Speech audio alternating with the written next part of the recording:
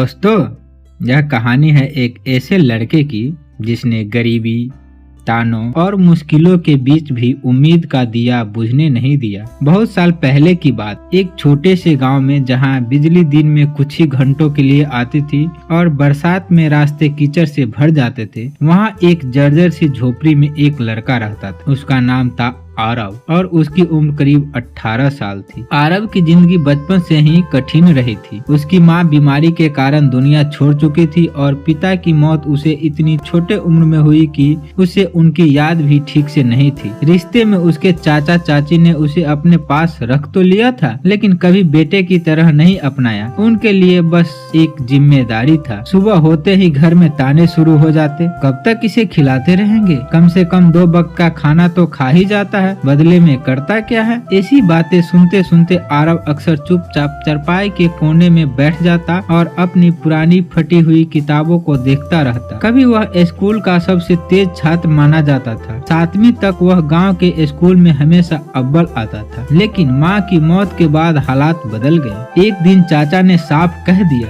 अब पढ़ाई छोड़ और कोई काम देख, घर में मुफ्त का खाना नहीं मिलेगा। उस दिन के बाद किताबें उसके लिए बस याद बनकर रह गई। अब जब स्कूल की घंटी बजती, उसी समय आरव कहीं काम की तलाश में भटक रहा होता। कभी दूध वाले के यहाँ, कभी मिठाई की दुकान पर। उसका पहला काम गांव के पुराने दूध व्यापारी भैरव लाल के यहाँ मिला। सुबह 5 बजे उठकर भैंसों को चारा डालना, दूध निकालना और फिर गालियों में जाकर दूध पहुंचाना, यही उसका रोज का काम था। पूरे महीने की मजदूरी सिर्फ 500 रुपए, लेकिन काम से ज्यादा मुश्किल थी भैरव लाल की डांट। एक दिन गलती से दूध की बाल्टी गिर गई, बस उसी बात पर उन्होंने पूरे गांव के सामने उसे अपमानित कर दिया। अनाथ है तो इसका मतलब ये नहीं कि काम भी खराब करो। उस दिन आरव ने मन ही मन तय कर लिया कि वह वहां दोबारा नहीं जाएगा। कुछ समय बाद उसे गांव की मिठाई की दुकान पर काम मिला। यहाँ उसे आटा गूंथना, बर्तन साफ करना और बची हुई मिठाइयों समेटना पड़ता था। मेहनत बहुत थी और मजदूरी सिर्फ 800 रुपए। सर्दियों की एक रात जब ठंड से उसके हाथ शून्य हो रहे थे, हलवाई ने गुस्से में गर्म बर्तन उसके हाथ के पास रख दिया। उस दिन आरव ने समझ लिया कि जहाँ सम्मान न मिले वहाँ मेहनत भी भारी लगने लगती है। फिर उसे एक आटा चक्की पर काम मिला। दिन भर गेहूं की बोरियां उठाना, मशीन में अनाज डालना और धूल भरे माहौल में काम करना, यह उसकी दिनचर्या बन गई। यहाँ मजदूरी थोड़ी बेहतर थी, करीब 1000 रुपए। मालिक का स्वभाव अच्छा था, इसीलिए आरव ने वहाँ एक बात सीखी, सम्मान के साथ किया गया छोटा काम भी बड़ा लगता है। लेकिन लगातार उड़ती धूल और मशीन की आवाज ने उसकी तबीयत खराब कर दी और आखिरकार उसे वह काम भी छोड़ना पड़ा। गांव के बाहर हाईवे पर एक छोटा सा ढाबा था, बब्बर सिंह का ढाबा। वहीं उसे बर्तन धोने का काम मिल गया। सुबह 6 बजे से लेकर रात 11 बजे तक लगातार काम करना पड़ता था। मजदूरी थी 3000 रुपए और 2 वक्त का खाना। आरव ज्यादा बोलता नहीं था, लेकिन काम दिल से करता था। धीरे धीरे ढाबे के मालिक बब्बर सिंह ने उसकी ईमानदारी देख ली। कुछ महीनों बाद उन्होंने कहा, अब तू सिर्फ बर्तन मत धो, काउंटर भी संभाल, हिसाब भी देख। इसके साथ ही उसकी तनख्वाह बढ़कर 6000 रुपए हो गई। अब उसके पास 2 जोड़ी अपने खरीदे हुए कपड़े थे और हर महीने वह थोड़े पैसे बचाने लगा था। रात को ढाबा बंद होने के बाद वह अक्सर अपनी छोटी सी डायरी में लिखता, आज भी दिन ईमानदारी से गुजरा। आज पहली बार किसी ने मुझे भैया कहकर बुलाया। घर की हालत अभी भी वैसी ही थी। झोपड़ी की छत टपकती थी और दीवारों में दरारें थी।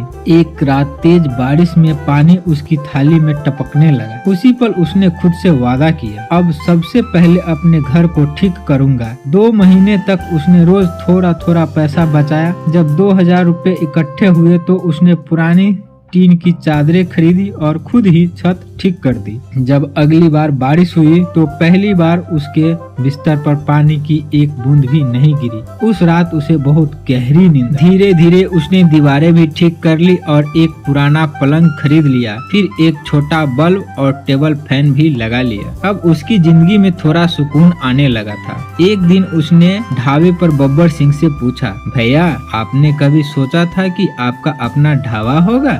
बब्बर सिंह मुस्कुराए और बोले, पहले दूसरों के लिए काम किया, फिर जब हिम्मत आई तो अपना काम शुरू किया। बस वही बात आरव के दिल में बैठ गई। गांव के पुराने बस स्टैंड के पास एक खाली दुकान कई सालों से बंद पड़ी थी। दीवारों पर धूल जमी थी और दरवाजा जंग खा चुका था, लेकिन आरव को उसके एक मौका दिखाई दिया। वह दुकान के मालिक मोहन काका के पास गया और बोला, काका मैं यहाँ छोटा सा नाश्ते का ठेला लगाना चाहता हूँ, किराया थोड़ा कम रखिए। मोहन काका ने थोड़ी देर सोचा और बोले, ठीक है 200 रुपए महीने दे देना, सफाई तू खुद कर लेना। आरव ने पूरी दुकान साफ की, पुराने स्टूल ठीक करवाए और एक छोटा तवा व गैस सिलेंडर ले आया। अगली सुबह उसने पहली बार अपनी दुकान खोली। उसने चाय, छोले और पूरी बनाकर 10 रुपए की प्लेट में देना शुरू किया। पहले दिन उसकी कमाई 300 रुपए हुई। उस रात उसने डायरी में लिखा, आज मैं पहली बार अपने दम पर खड़ा हूँ। धीरे धीरे उसकी दुकान की पहचान बनने लगी। लोग कहते थे कि आरव के खाने में सिर्फ स्वाद नहीं, सच्चाई भी होती है। वह हर ग्राहक को आदर से बुलाता, भैया,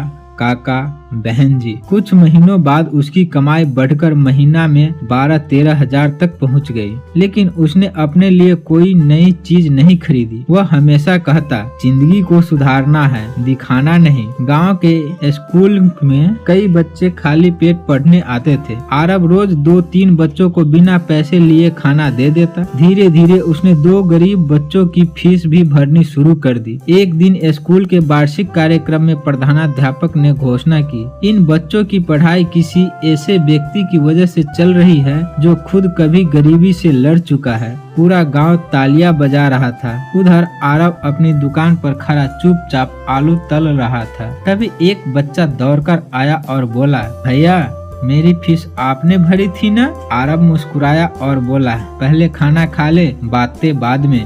दोस्तों, यह कहानी हमें सिखाती है कि सच्ची मेहनत, ईमानदारी और बिना दिखावे की मदद ही इंसान को असली ऊंचाई तक पहुंचाती है। हालात चाहे कितने भी मुश्किल क्यों न हो, अगर इरादा मजबूत हो तो इंसान न सिर्फ अपनी जिंदगी बदल सकता है, बल्कि दूसरों के लिए भी उम्मीद की रोशनी बन सकती है। यदि आपको यह कहानी अच्छी लगी है तो लाइक, सब्सक्राइब और शेयर करना न भूलें। धन्यवाद।